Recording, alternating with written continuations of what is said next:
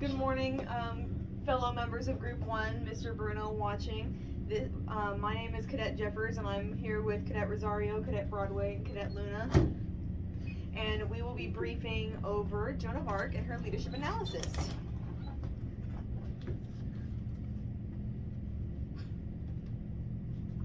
So the classification of this brief is unclassified. And here's a brief agenda for our briefing. First, I will be giving the introduction with a brief history and a summary of the points to be discussed, followed by Cadet Luna, who will be giving the behavioral theory and the transformational and transactional theory, followed then by Cadet Rosario giving the situational theory and adaptive theory, and at the very end, we'll have Cadet Broadway doing our conclusion with a summary of all the events and our closing statements. So a brief history of Joan of Arc. She was born in 1412 in the Kingdom of France. And she died in May of 1431, where she was burned at the stake for acting too manly and beyond her station. She also fought on the front lines on the siege of Orleans. She led the Battle of Patay, which ended in victory. She also supported the victory of Reims, where King Charles VII was then crowned King of France.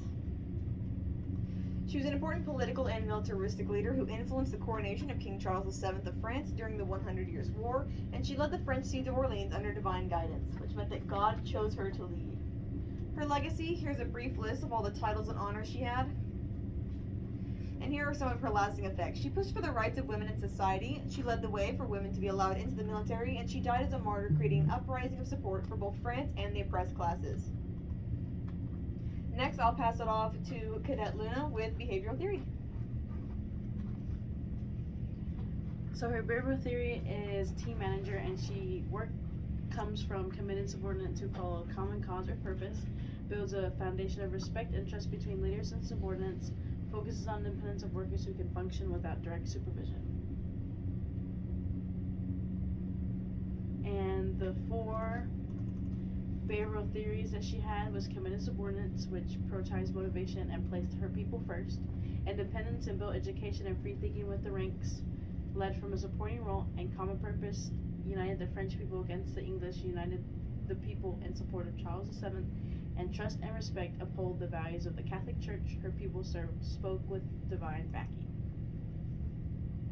And the leadership the leadership she had was transformational, which focused on people's motivation and long-term goals, builds independence, and molds organization to accomplish compelling vision.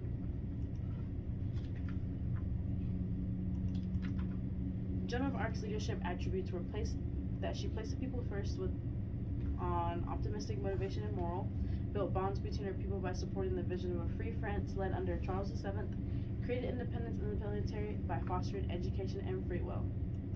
I'll pass it to Cadet Rosario. Okay, so situational theory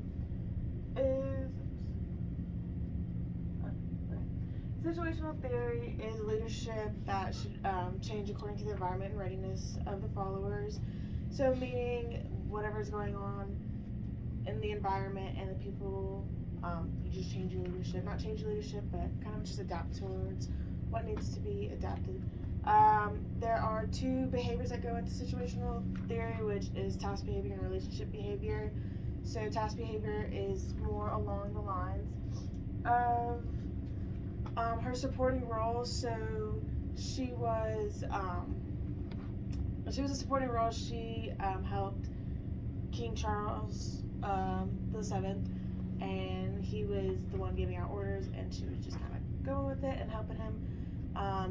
She left the troop directions and actions to him, and she understood her role in the organization. She knew that as a woman, she didn't have much to say, so she let him take the reins a little bit. And then the relationship behavior, so she provided increased motivational and emotional support. She was that kind of just that motivational factor. Adaptive leadership. So adaptive leadership has a bunch of attributes, but there's four that are going to be talked about. She was confident, resilient, driven, and she had tolerance. So her confidence is she was able to be confident enough to be a woman in a time that was not really allowed to, when women in military. She was resilient. She obviously knew that this was against the law, this was against the church, and she did it anyways. She knew that there was going to be backlash, and she continued. She was driven. She knew how to drive people and how to motivate people, and it showed that drive in her. And then that tolerance, she just kind of endured constant harassment and continued to fight even though a lot of people would have quit. So some more, adaptive leadership factors. She was self-aware, she was a risk taker, a great communicator, and a change agent. She was self-aware by understanding her role and not overstepping and touching on Charles VII's toes. She was a risk taker by being a woman in the military at the time. She knew that this was not allowed. She did it anyways. She was a great communicator because she effectively motivated people and inspired them. And most importantly, she was that change agent that inspired women to pursue military careers after. So Joan of Arc knew her limits and motivators as well as that of her subordinates and utilized them effectively to boost the French army's morale. And she had an understanding with Charles VII what the war's intent and focus was over. So for conclusion, I will give it up to Cadet Broadway.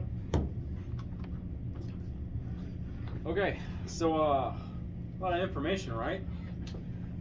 So for conclusion, so how Joan of Arc showed her behavioral theory is that she respects our soldiers and how great she was at being a confident leader in front of her soldiers.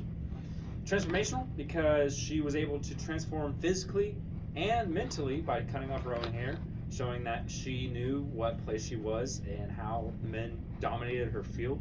So she tried to be as one. Situational theory, she knew that being a woman, she couldn't be as,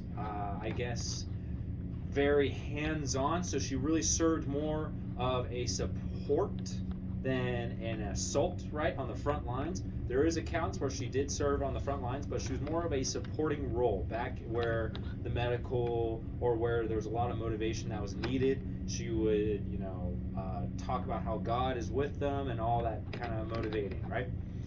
And adaptive, right? She was really adaptive by, overall, of cutting her hair, right?